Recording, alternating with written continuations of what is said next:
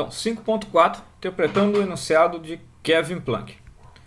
Ok? Então, vou falar um pouquinho mais sobre o enunciado de Kevin Planck e tentar equacionar isso. Tá? Então, matematicamente, a gente já tinha visto que eu poderia escrever o enunciado de Kevin Planck como sendo que o trabalho do ciclo é menor ou igual a zero. Tá? Isso, né, não esquecendo que Kevin Planck é aquele enunciado que trabalha com um único, né, que é derivado a partir de um único reservatório, convertendo o calor que você tira desse reservatório em trabalho. E ele diz que é impossível eu converter todo esse calor em trabalho. Tá? Eu teria que ter um segundo reservatório para rejeitar parte desse calor. Tá? Então, matematicamente, a gente viu aquilo, ó, que o trabalho do ciclo tem que ser igual a zero ou menor do que zero. O contrário é possível. Colocar trabalho no sistema e converter 100% em calor, está tudo ok. Mas colocar calor e converter 100% em trabalho eu não posso. Lembrando a primeira lei, né? O trabalho do ciclo é igual ao calor do ciclo. Tá? Então a gente sabe isso lá do balanço de energia puro, né? Que não dá nada, nenhuma informação a respeito se dá para fazer, se não dá para fazer, se o ciclo é possível ou não é. Então, pensando no ciclo, né, a gente pode pensar duas coisas, proceder de duas formas. O processo é internamente reversível, né? Então, só o que está acontecendo dentro do ciclo. Isso ocorre quando o trabalho é igual a zero.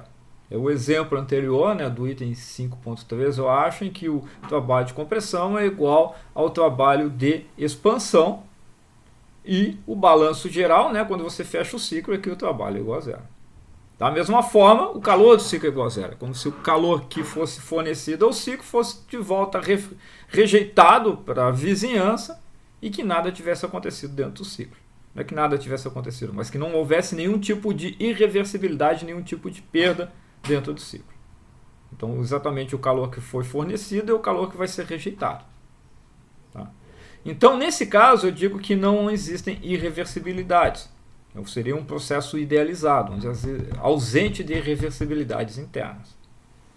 Por outro lado, né, o processo internamente reversível é aquele em que o trabalho do ciclo é menor do que zero. Consequentemente, o calor do ciclo também é menor do que zero. Então não vai fechar o trabalho de compressão, lembrando do exemplo anterior, né? Não necessariamente compressão e expansão, pode ser qualquer tipo de trabalho, tá? Mas eu estou lembrando do exemplo anterior. O trabalho de compressão ele não vai ser igual ao trabalho de expansão. E esse balanço vai ser negativo. Tá?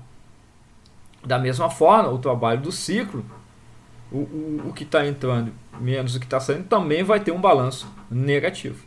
Isso está identificando o quê? Está identificando que existe alguma coisa em que você está perdendo energia, que você está dissipando energia para a vizinhança ou para o meio.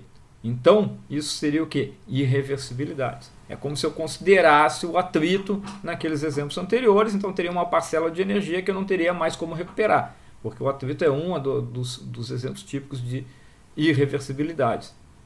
Certo? Então, se o processo é internamente irreversível, o trabalho do ciclo vai ser menor do que zero, e o calor do ciclo vai ser menor do que zero, e eu digo que ele tem irreversibilidades internas. Não vamos esquecer que essa dedução é feita para um sistema operando com um único reservatório. Ok?